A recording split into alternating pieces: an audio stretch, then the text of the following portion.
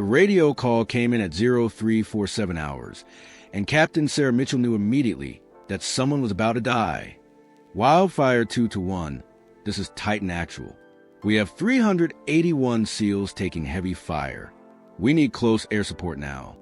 Her A-10 Warthog was 40 miles out, fuel already critical, and command had just ordered her to return to base.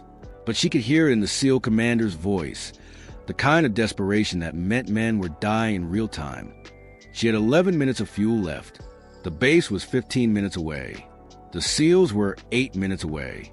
The math didn't work. But Captain Mitchell had never been good at following orders when lives were on the line. Before you go, I want to hear from you. Have you ever faced an impossible choice between following the rules and doing what you knew was right? Have you ever witnessed someone put themselves at risk to save others? Share your story in the comment below. If this story moved you, if it reminded you that heroes come in all forms, hit that subscribe button, because every act of courage deserves to be remembered, and every sacrifice deserves to be honored. Before we continue with this incredible story of courage and sacrifice, please take a moment to subscribe to the channel. Your support helps us share these important stories of our military heroes. Captain Sarah Mitchell, call sign Valkyrie, had been flying combat missions over Afghanistan for 8 months. At 32 years old, she was one of only 73 female A-10 Thunderbolt II pilots in the United States Air Force.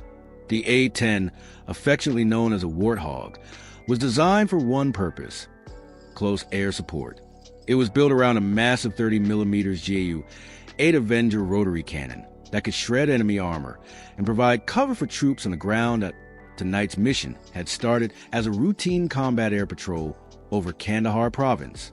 Sarah and her wingman, Captain Jake Rodriguez, had been circling at 15,000 feet for 3 hours, providing overwatch for coalition forces operating in the region.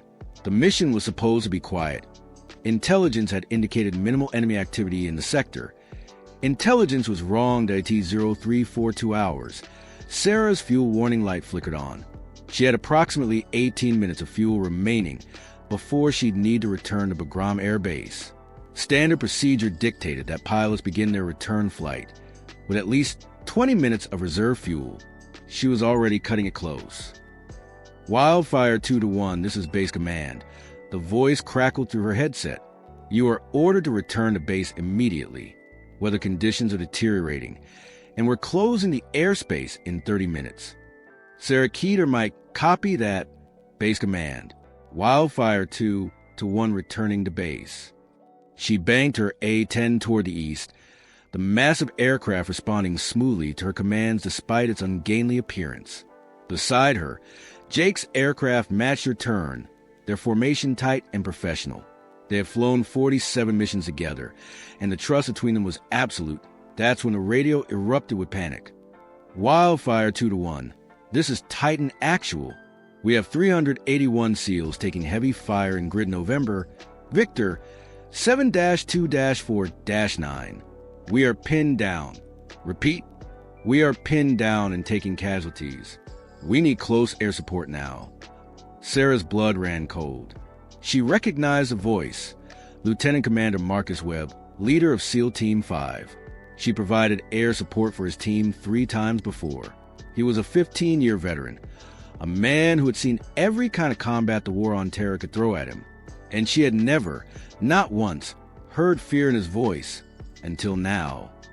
Titan Actual, this is Wildfire 2-1, Sarah responded, her voice steady despite her racing heart. What's your situation? We walked into an ambush. Wildfire. Taliban had the whole valley rigged.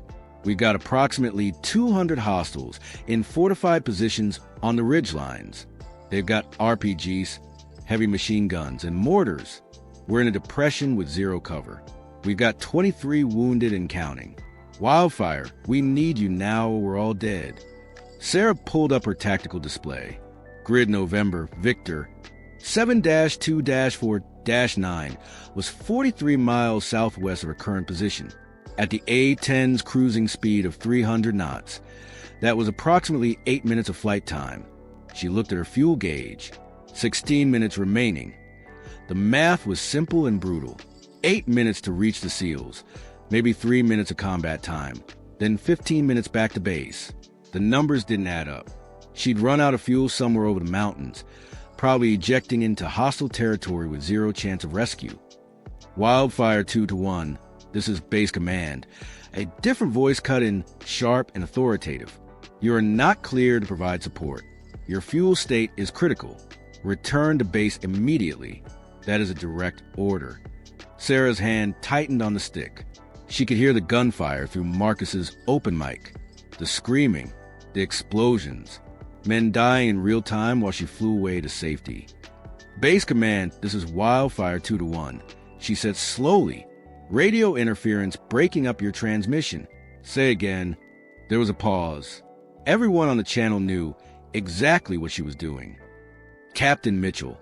The base commander's voice came through, using her name instead of her call sign.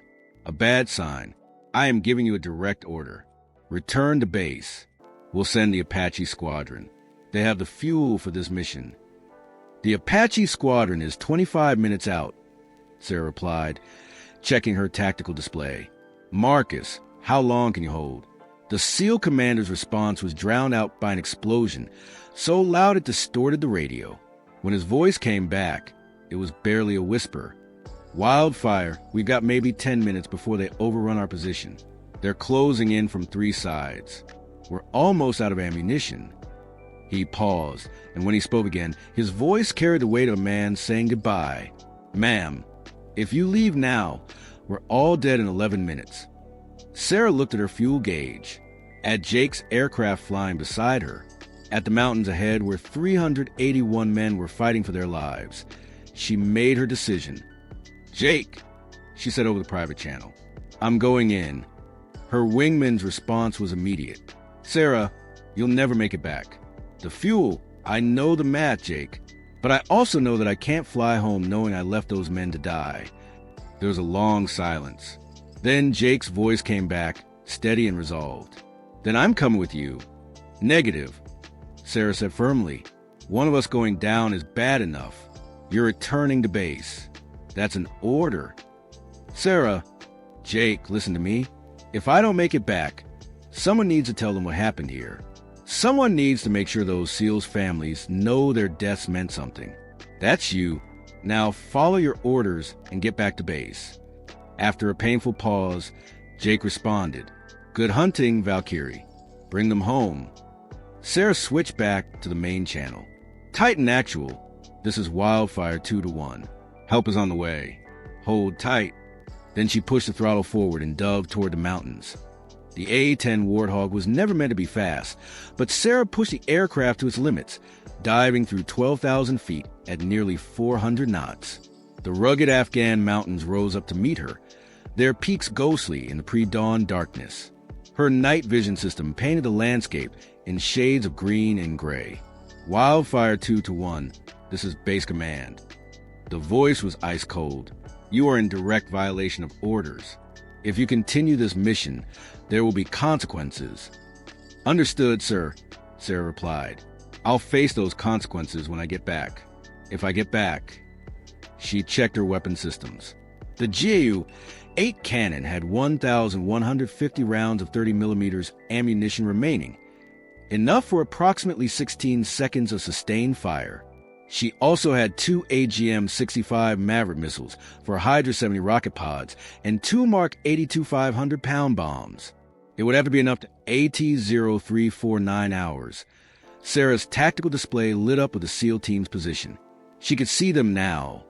A tight cluster of heat signatures in a shallow depression, surrounded on 3 sides by enemy positions marked in hostile red. Titan Actual, I have your position. I'm 3 minutes out. Mark your position with strobes. Copy, Wildfire. Strobes going active now. Through her targeting system, Sarah saw the infrared strobes flicker to life, visible only through night vision.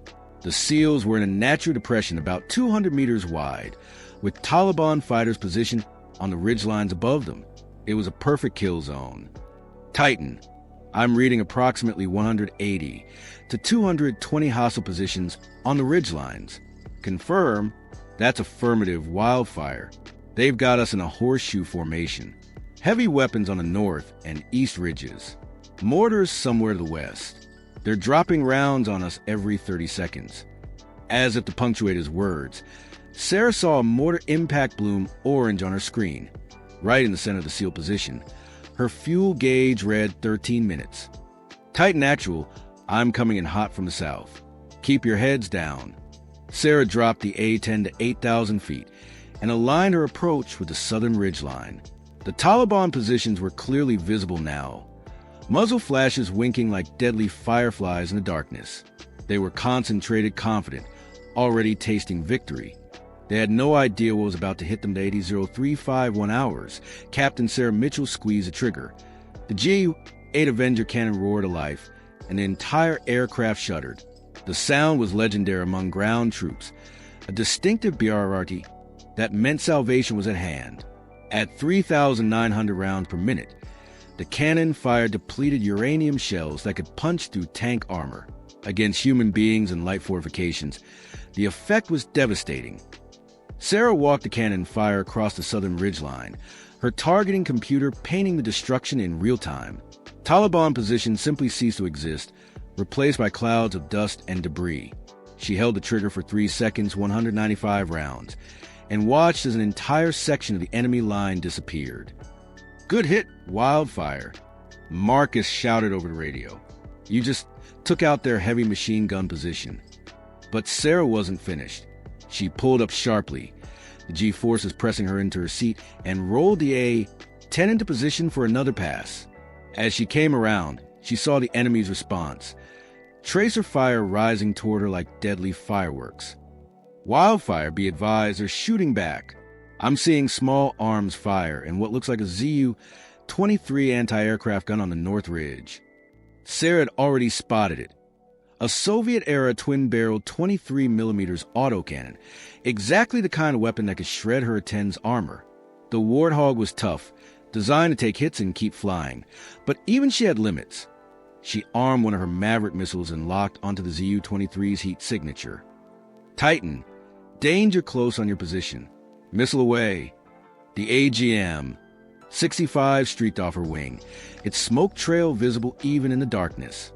2 seconds later, the North Ridge erupted in a massive fireball as the missile's 125-pound warhead obliterated the anti-aircraft position. Her fuel gauge read 10 minutes as Sarah climbed back to altitude. Her threat warning system screamed to life. Missile lock! Missile lock! Someone down there had a surface-to-air missile, probably a shoulder-fired Stinger or Igla, the kind of weapon that had downed helicopters and jets throughout the war. Sarah didn't hesitate. She punched the chaff and flare dispensers, filling the sky with countermeasures, and threw the A-10 into a violent dive. The aircraft groaned under stress but held together, built like a flying tank, just as its designers intended. The missile streaked past, missing by less than 100 feet, its proximity fuse detonating harmlessly in the cloud of flares. That was too close, she muttered, her heart hammering. Wildfire, you still with us? Marcus's voice was tight with concern. Still here, Titan, but they've got SAMs. I need to stay low and fast. She brought the A-10 around for another pass, this time targeting the western ridgeline where the mortars were positioned. At 4,000 feet, she ripple-fired all 4 Hydra rocket pods, 76 unguided rockets that screamed toward the enemy positions like a swarm of angry hornets. The western ridge disappeared in a rolling wave of explosions. Secondary detonations suggested she'd hit ammunition stores or fuel dumps. For a brief moment, the enemy fire slackened. Good hit, Wildfire. Their mortars just went silent. But Sarah's instruments were telling a different story. Her right engine was running hot, probably debris damage from flying so low through the explosions, and her fuel gauge now read 7 minutes, that she'd made 3 passes. The SEALs were still surrounded, and she was already past the point of no return. Titan Actual, give me a status update. Wildfire, you've taken out maybe 40% of their force, but they're regrouping. We're still taking fire from the east and north positions. And Wildfire, Marcus hesitated. We got 31 wounded now. Some of them are critical. We need a medevac, but they can't land with all this fire. Sarah's mind raced. She had 2 Mark 82 bombs left, enough cannon ammunition for maybe one more pass, and fuel for... She checked the gauge, 0.6 minutes. The base was 15 minutes away. She was a dead woman flying. "Base command, this is Wildfire 2-1, she said, her voice calm despite the impossible situation. "I am declaring an emergency. Fuel critical, aircraft damaged, but I will not abandon my position until these men are safe." There was a long pause. Then a different voice came through, calmer, older. Major General Richard Hayward, the base commander himself. "Captain Mitchell, this is General Hayward. I understand your situation and your commitment to those men. But, Captain, if you stay on station, you will not make it back. You'll eject over hostile territory with 0 chance of rescue. Do you understand what I'm saying?" Sarah looked down at the green heat signatures of the SEAL team, at the red signatures of the enemy closing in from multiple sides. She thought about the 31 wounded men, about the 381 lives depending on her staying just a little longer. "Sir," she said quietly, "when I took my oath, I swore to support and defend, not to calculate the odds and save myself when the math got hard. Those are our men down there. I'm not leaving them." The general's silence spoke volumes. Then, "Godspeed. Captain, make it count."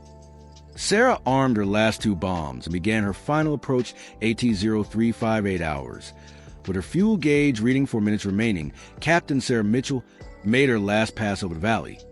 She dropped both Mark 82 bombs on the eastern ridgeline, the concentrated enemy position that posed the greatest threat to the SEALs.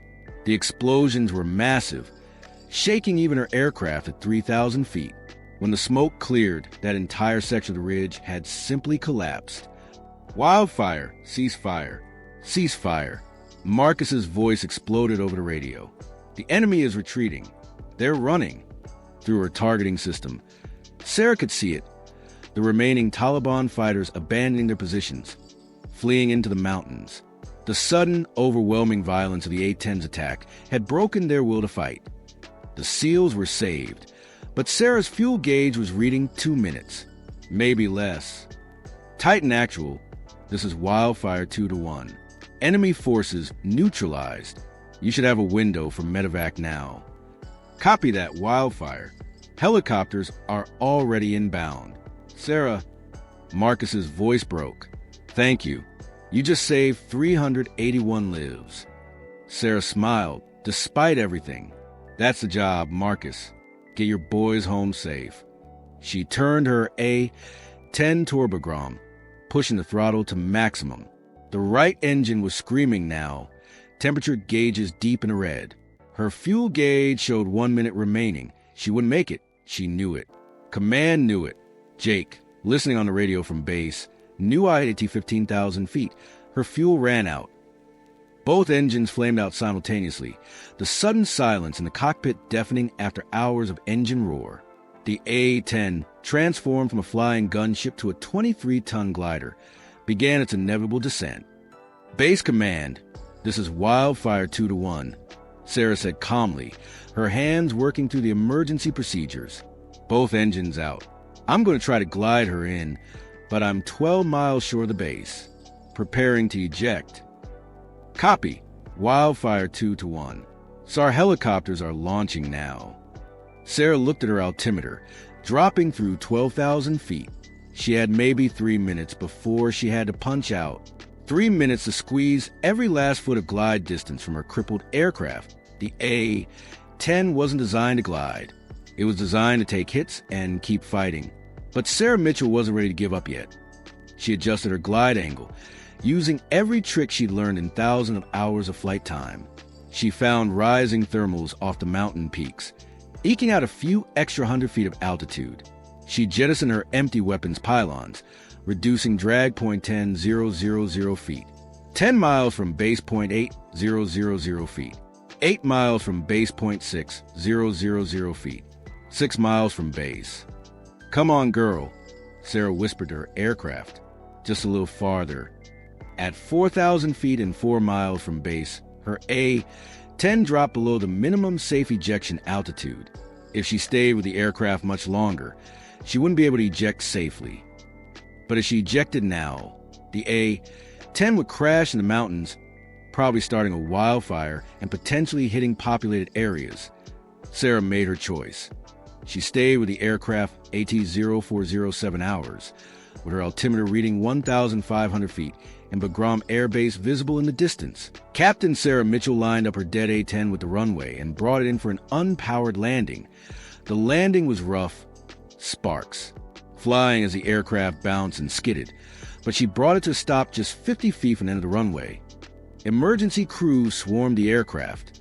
Sarah sat in the cockpit for a long moment, her hands shaking for the first time all night, before she finally climbed out. Jake was the first person to reach her, pulling her into a fierce hug. "You crazy, magnificent pilot," he said, his voice choked with emotion. General Hayward was waiting at the debriefing room, his expression unreadable. "Captain Mitchell," he said formally, "you disobeyed a direct order, violated multiple regulations, and risked a multi-million-dollar aircraft on what could have been a suicide mission." Sarah stood at attention, ready for whatever punishment was coming. "You also saved 381 American lives," the general continued, "and demonstrated the kind of courage and selflessness that defines our finest warriors." He extended his hand. "Well done, Captain. Well done." 3 days later, all 381 members of SEAL Team 5 lined up on the flight line at Bagram Air Base. When Captain Sarah Mitchell walked out to inspect a repaired A-10, they were waiting that in perfect silence. 381 America's most elite warriors came to attention and saluted. Lieutenant Commander Marcus Webb stepped forward, his voice carrying across the tarmac. "Captain Mitchell, on behalf of every man here, I want you to know that you are our guardian angel. Every one of us owes you our life. We will never forget what you did for us in those 11 minutes. Sarah, tears streaming down her face, returned the salute. The A-10 Warthog that Sarah flew that night now bears 381 small stars painted beneath the cockpit, one for each life saved.